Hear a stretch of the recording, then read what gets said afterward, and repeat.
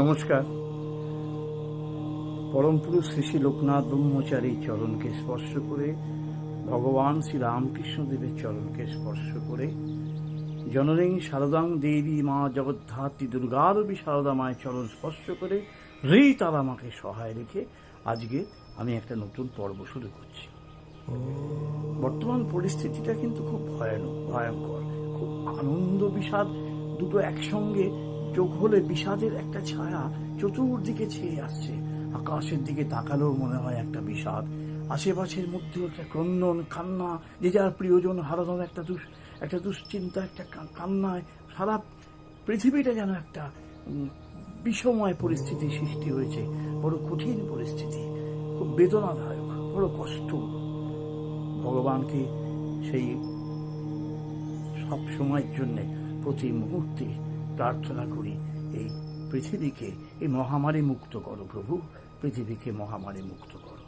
এই প্রার্থনা প্রতি মুহূর্তে আপনারা প্রত্যেকে করবেন। আমি আমার সমস্ত ইউটিউব সাবস্ক্রাইবারদের আমার আন্তরিক সমবেদনা জানাই এবং প্রত্যেকের উদ্দেশ্যে তাদের মঙ্গল কামনা করি। আপনারা ভালো থাকুন। আজকে আমি একটা ব্যাখ্যা আপনাদের সামনে দেব। দেখুন, এই যে গ্রহ নক্ষত্র তো একটা পরিবর্তন হয়, যে যার একটা সময় নিয়ে পরিবর্তন করে। শনি গ্রহ 2.5 বছর সময় নিয়ে করে, বৃহস্পতি এক বছর একটু বেশি নিয়ে পরিবর্তন করেন, শুক্র, বুধ, রবি, মঙ্গল, প্রত্যেকে, রবি 1 মাস, মঙ্গল 45 দিন, এই হিসেবে প্রত্যেকের একটা সময় নিয়ে পরিবর্তন হয়। তা বর্তমানে এখন যে কঠিন পরিস্থিতিটা সৃষ্টি হয়েছে, এটা কিন্তু সৃষ্টি হয়েছে শনি কেতুর একটা সংযোগে। কিন্তু এই সময় আবার দেখা যাচ্ছে যে রাশিচক্রে এই পুরো রাশিচক্রটা, পুরো আকাশ মার্গের যে ইতিবৃত্তটা, সে কিন্তু একটা সংবিধান মেনেই প্রতি মুহূর্তে একটা নিয়মের পরিপ্রেক্ষিতে চলতে থাকে।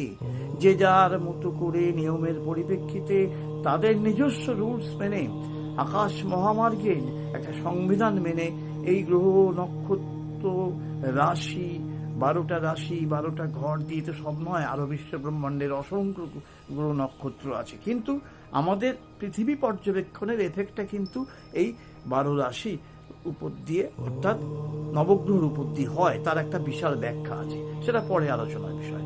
যাই হোক, এখন রবি জ্যৈষ্ঠ মাসে বৃষ রাশিতে প্রবেশ করেছেন, সেখানে বুধ অবস্থান করছেন, শুক্র অবস্থান করছেন। তাহলে রবি, বুধ, শুক্র একসঙ্গে সেখানে অবস্থানের ফলে কি হয়েছে, ওখানে একটা অদ্ভুত সংযোগ সৃষ্টি হয়েছে। শুক্র এখনো কম্বাস্টেড হয়নি।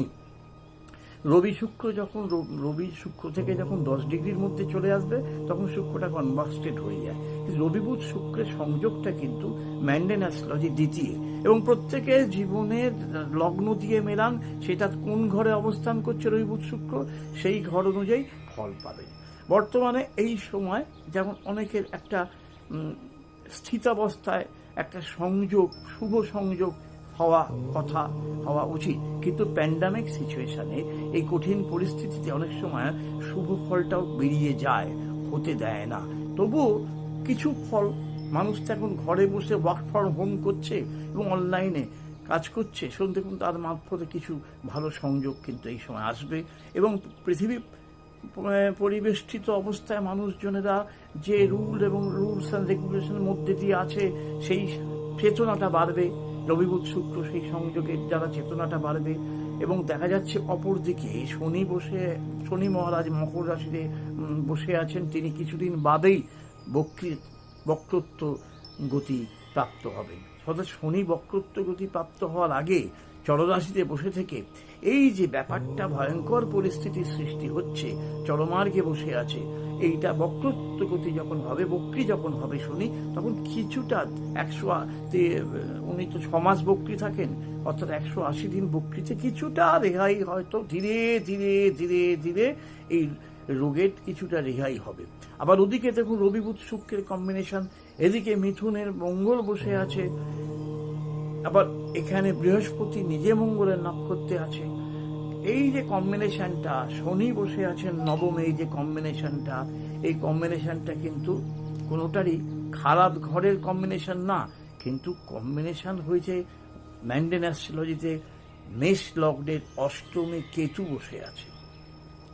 অষ্টমে কেতু বসে আছে যে নক্ষত্রে, সেই নক্ষত্রাধিপতির সঙ্গে দেখা যাবে নবাংশ কাউন্টিং এর মাধ্যম দিয়ে দেখুন, যেভাবেই হোক দেখুন আপনারা শনির সঙ্গে একটা সংযোগ সৃষ্টি হয়েছে, এবং এই শনির সঙ্গে সংযোগটা কিন্তু শুভ নয়, যেহেতু অষ্টম ঘর থেকে একটা মহামারী সৃষ্টি হয়, এবং মহামারী অতিমারীর কারক গ্রহ হচ্ছে কেতু। এবং শুধু যে অষ্টম ঘর থেকে এইটা যে মহামারী অতিমারী কিন্তু রূপে হয়েছে, রূপে এই মহান এই ভীষণ ভয়ার রূপটাকে মহামারী রূপ বলা হয়েছে।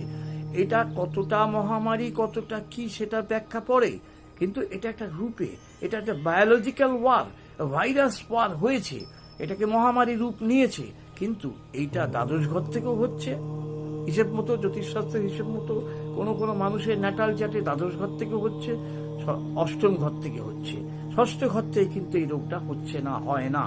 তাহলে দেখা যাচ্ছে কি এইবার মেষ লগ্নের অর্থাৎ ম্যান্ডেন অ্যাস্ট্রোলজির দ্বিতীয় যে রবি বুধ শুক্রের কম্বিনেশনটা হয়েছে, ও কিন্তু এই রোগগুলোকে একটা অবস্থান ভিত্তিক কারকতায় একটা সহযোগিতা করবে মানুষের জীবনে। কি চেতনা বাড়াবে, ধীর হব, স্থির হব, শান্ত হব, উদ্বেগ কমাবো, রীতিমতো নিজের শারীরিক চর্চায় থাকবো, যোগের দ্বারা নিজেকে অভ্যাসের যোগে রাখবো, এগুলো হবে। কারণ রবি বুধ শুক্রের কম্বাইনটা ওটা একটা বুধাদিত্য যোগ, অর্থাৎ জ্ঞানমার্গের যোগ, এবং ওখানে পিওরলি বুধাদিত্য যোগ হয়। মেষে যেমন হয়, বৃষে হয়, মিথুনে হয়, সিংহে হয়, কন্যায় হয়, শুধু ওটা একটা সম্পূর্ণরূপে বুধাদিত্য যোগ হয়েছে, যার ফলে সেন্স অফ হিউমার, যেটা মানুষের মনের অন্তর্নিহিত সত্তাটা একটা সুন্দর বাতাবরণের মধ্যে নিজেকে রাখতে চাইবে। কিন্তু দেখা যাচ্ছে শনি অপরদিকে চররাশি থেকে যতক্ষণ না বেরোবেন ততক্ষণ কিন্তু এই রোগের ভয়ঙ্কর প্রকট রূপটা কমবে না। কারণ শনি ওইখানে থেকে, অর্থাৎ শনি যখন ধনুরাশিতে ছিলেন কেতুর সংযোগে ঠিক ছাড়ার প্রাক মুহূর্তে, এর আগের এপিসোডে আমি বলেছি, কয়েকটা এপিসোড আগে বলেছি, ছাড়ার প্রাক মুহূর্তে এই রোগটা দিয়ে গেছেন, এবং শনি যখন ধনু থেকে বেরিয়ে চলে গেলেন মকরে, তখন রোগটা একটা চলরাশিতে থাকার ফলে রোগটা ছড়িয়ে চলেছে। এবার বেশ কিছুদিন আগে শনি যখন রেট্রোগেট হয়ে গেছিলেন অনেক আগে, তারপর ধীরে ধীরে রোগটা কিন্তু স্প্যানটা, রোগের যে ক্ষমতাটা অনেকটা কমে গিয়েছিল। যে কোনো কারণে আবার রোগটা বেড়ে গেল, মানুষ সেটাকে আবার বাড়িয়ে দেওয়া হলো যেভাবেই হোক। এইটা আবার যখন শনি রেট্রোগেট হবে তখন কমবে। তার চেতনার সেন্সিভিটিটা কিন্তু এসছে রবি বুধ শুক্র এখানে এসছে বলে এই যোগটা কিন্তু ওখানে গিয়ে একটা বুধ সৃষ্টি হবে। অলরেডি বুধ ঢুকেছে 1 ডিগ্রি না কততে আছে, শুক্র 15 ডিগ্রি না 16 ডিগ্রিতে আছে, চন্দ্রের নক্ষত্রে অবস্থান করছেন। রবি সবে ঢুকেছেন জ্যৈষ্ঠ মাসে, রবির নক্ষত্রে, নিজের নক্ষত্রে রবি অবস্থান করছেন। তার মানে কি হবে, মেষ লগ্নের পঞ্চমপতি রবি তার নিজের নক্ষত্রে এখন অবস্থান করা, মানে পঞ্চমটা হচ্ছে একটা জ্ঞান মার্গের একটা সুন্দর প্রজ্ঞা, একটা শক্তি ওইখানে অবস্থান ভিত্তিক কারকতায় এই রবি বুধ শুক্রের একটা সংযোগে একটা চেতনা মানুষের জীবনে আসবে। আবার দেখা যাবে কিছু এই সময় বৃষ লগ্নে কর্মপ্রাপ্তির যোগ আছে, চুক্তিভিত্তিক কর্মপ্রাপ্তির যোগ আছে, বা আন্ডারটেকিং গভর্নমেন্টের কর্মপ্রাপ্তির যোগ বৃষ লগ্নের ক্ষেত্রে হবে, এই সময় হওয়ার যোগ আছে। আবার দেখবেন ন্যাটাল চার্টে, যাদের ন্যাটাল চার্টে রবি বুধ শুক্র একসঙ্গে অবস্থান করছেন, ন্যাটাল চার্টে মনে রাখবেন, তাদের দেখা যাবে, দেখবেন বেশিরভাগ ক্ষেত্রে, বহু ক্ষেত্রেই তাদের দাম্পত্য জীবন খুব সুখের হয় না। যাদের ন্যাটাল চার্টে রবি বুধ শুক্রের অবস্থান আছে তারা দাম্পত্য জীবনে খুব সুখী হয় না। সেইখান দিয়ে যখন চন্দ্র পাস করে তখন ওই সময়টা এনভায়রনমেন্ট অনুযায়ী একটা অশান্তি সৃষ্টি হয়। এবারে এই যে রবি বুধ শুক্র এখন ওখানে এর সংযোগ হয়েছে, শুক্রর বিবাহের কারক, এখন অনেক বিবাহের কিন্তু সংযোগ যোগ হবে, এবং খুব কমের মাধ্যমে যতটুকু প্রয়োজন মতো হয় অনেকেরই বিবাহ কার্য সম্পন্ন হবে। এইটা কিন্তু একটা সংযোগ হয়েছে, শুক্র নিজের ঘরে আছে, স্বক্ষেত্রে ঢুকলো, এবং রবি সংযোগে বুধ সংযোগে ওটা একটা বিবাহিত, কারণ ওখানে রাহু বসে আছে, একটা ফোর্স বাড়িয়ে দিয়েছে জায়গাটাকে। গোচরে রাহু বসে আছে। সবসময় জানবেন গোচর ফলটা কিন্তু ব্যবহারিক জীবনের সঙ্গে আমাদের মেলাতে হবে। ন্যাটাল চার্টে কি আছে দেখতে হবে এবং গোচরে গ্রহগুলো কোথায় অবস্থান করছে দেখতে হবে। সুতরাং এই যে কম্বিনেশনটা, এই যে শনি রেট্রোগেট হয়ে যাওয়ার প্রাক মুহূর্তে দেখবেন এই যে দেশের পরিস্থিতিটাকে শান্ত করার চেষ্টা করছেন সরকারের মাধ্যম দিয়ে, বিভিন্ন বাতাবরণের মাধ্যম দিয়ে, এই শান্ত হওয়াটা একটা কাজের হবে। বেশ কিছুদিন যখন রেট্রোগেট চলতে থাকবে দেখবেন এই রোগটা ক্ষমতাটা কমবে, মানুষের ভ্যাকসিন নেওয়ার যে প্রবণতাটা বেড়ে গেছে, মানুষ যে ভ্যাকসিন নিতে চলেছে, নিচ্ছে, পাচ্ছে, এর ফলে প্রতিরোধ ক্ষমতাটা বেড়ে যাবে, রোগটা একটু কমতে থাকবে। এটা আমার গণনায় আশা করি হওয়া উচিত, তাই হবে। কিন্তু গ্রহ কম্বিনেশনে শনি ম্যান্ডেনের দশমে রেট্রোগেট হচ্ছে, একাদশে বৃহস্পতি বসে আছে এবং তৃতীয় মঙ্গল বসে আছে, অষ্টমে কেতু, দ্বিতীয় রাহু বসে আছে, শুক্র, রবি, বুধ। এই কম্বিনেশনটা কিন্তু খুব একটা যে ভালো বলবো সব ক্ষেত্রে তা নয়, কারণ অষ্টমে যে কেতু বসে আছেন তিনি বুধের স্টারে বসে আছেন। তাহলে ওটা কি হলো, ওর পাগলামোটা আরো বেড়ে গেল। কেতু কি ভাইরাস কারক, কেতু কি ক্রিটিক্যাল রোগের কারক। অষ্টম ঘর থেকে, মেষ লগ্নের অষ্টম ঘর থেকে, অর্থাৎ ক্রিটিক্যাল রোগের কারক হচ্ছে কেতু, সেখানে শনিকে নিয়ে রোগটাকে আরো বাড়িয়ে দেয়। সুতরাং এই যে ক্রিটিক্যাল রোগের কারকতার মধ্যে মঙ্গলের ক্ষেত্রে বসে থেকে ওর ফায়ারিনেসটাকে বাড়িয়ে দিয়ে গেছে, দিল এই সময় কেতু থাকাকালীন বাড়ি। কেতু যতদিন না ওখান থেকে ঠিক বেরোবে ততক্ষণ রোগটা ঠিক অবলুপ্তি হবে না, কারণ এটা যেহেতু ভাইরাল রোগ, বায়োলজিক্যাল ওয়ার, এটা হচ্ছে একটা ভাইরাল ওয়ার, এটা কিন্তু সেই রকম ভাবে মহামারী খেলা নয় যেভাবে আমাদের আগেকার সেই বহু আগের মহামারীগুলো আসতো। এই মহামারীর রোগটা কোনো একটা কারণে ঢুকে গেছে, হয়েছে।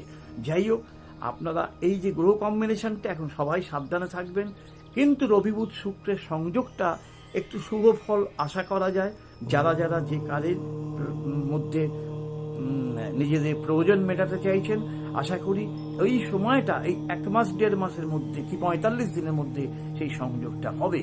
এবং শনি যখন রেট্রোগেট করবে আবার, তখন অনেকের কিন্তু সব গতিপথ মন্থর হয়ে যাবে, ধাম করে অনেক হওয়া কাজ বন্ধ হয়ে যাবে, অনেকের অনেক কিছু স্তব্ধ হয়ে যাবে। এটা কিন্তু ব্যবহারিক জীবনের ফল। আবার রোগের দিক থেকে কিন্তু রোগের স্প্যানটা কমে যাবে, কিন্তু ব্যবহারিক জীবনে শনি মানুষের জীবনে যে শুভ ফলগুলো দিচ্ছিল সেগুলো আটকে যাবে, অনেকাংশে আটকে যাবে, মন্থর হয়ে যাবে, স্তব্ধ হয়ে যাবে, ধীরে ধীরে বেরোবে। রেট্রোগেট প্ল্যানেট তো ধীরে ধীরে বেরোবে। সুতরাং আপনারা তাতে ভয় পাওয়ার কিছু নেই, নার্ভাস হওয়ার কিছু নেই। আপনারা ফল পাবেন, হয়তো 6টা মাস একটু কষ্ট করতে হবে। শনির কারকতার মধ্যে যারা কাজ করেন তাদের, যারা আইটি সেক্টরে অথবা যারা টেকনিক্যাল ইঞ্জিনিয়ার অথবা কিংবা যারা স্যাটার্নের কারকতার মধ্যে দিয়ে আছেন, লোহা লক্ষ্য বা বিভিন্ন ধরনের প্রাচীনত্ব নৃতত্ত্ববিদ যারা আছেন, বা শনি হচ্ছে ব্যাপ্তি, দশমে শনি মঙ্গল শনির ক্ষেত্রে বসে আছে, অর্থাৎ কর্ম, যাদের ব্যবসায়িক কর্ম, যেসব কর্ম নিয়ে যারা আছেন তাদের কিছুটা কর্মমন্থর হয়ে যাবে। এগুলো তার মানসিক প্রস্তুতি রাখতে হবে। কিন্তু এটা যেই বক্তৃত্ব অবস্থাটা থেকে 5 ডিগ্রিতে অতিক্রম করবে শনি, যখন বক্র চলাকালীন শনি যখন 5 ডিগ্রি পেরিয়ে যাবে, তখন আবার দেখবেন একটু স্বাভাবিক হতে থাকবে। 5 ডিগ্রি পেরিয়ে গেলে দেখবেন বক্রগতিটা তখন কিছুটা হয়। আবার বক্রি ত্যাগ করার পর যখন আবার 5 ডিগ্রি পেরোয়, তখন ফুল ফর্মে চলতে থাকে। সুতরাং এই প্যান্ডামিক সিচুয়েশনের মধ্যে গ্রহ সংস্থান, অর্থাৎ গ্রহ তার রুলস রেগুলেশন অনুযায়ী, আকাশ মার্গের বিধাতার নিয়ম অনুযায়ী, সে তার সংবিধান মেনে চলে মানুষের জীবনে ফল প্রদান করবে।